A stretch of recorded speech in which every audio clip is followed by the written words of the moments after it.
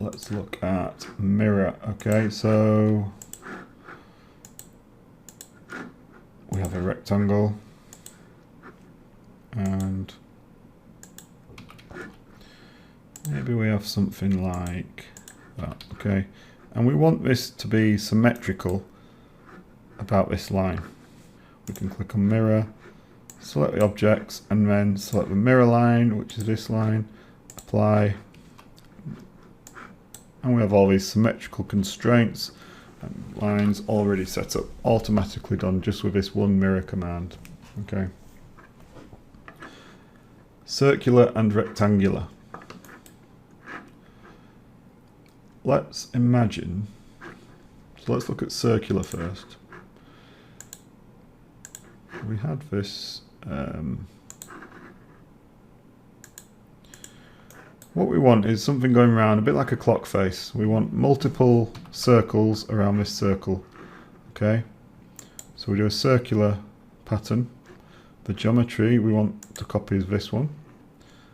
The midpoint is there, and you can see it's already guessing, but it's only doing 6 objects. If we wanted a clock face, we'd have 12 objects. Okay, and we want it the full 360 degrees. We could choose to just have them over 90 degrees, and you can see it's shown they are faint because these are just a like a preview. But if you want it the full 360, okay, and there we go. So let's imagine we wanted something laid out in a rectangular pattern. This basically means it's on a grid. So we would select our object, direction 1 is in that direction. Let's have 10 of those, and we'll put them at 500 centers. So that's the distance between objects. And you can see on our preview, there we go. Direction 2 is there, and we will copy that. We'll have 10 to 500. Okay, and it gives us this grid. So that's an easy way to draw a grid. And look at all those constraints. So the centers are marked by this dimension, and the rest is just driven by constraints. Okay.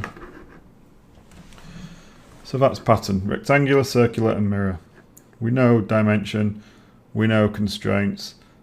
So if we looked at construction lines there, we'll use them again when we're actually drawing.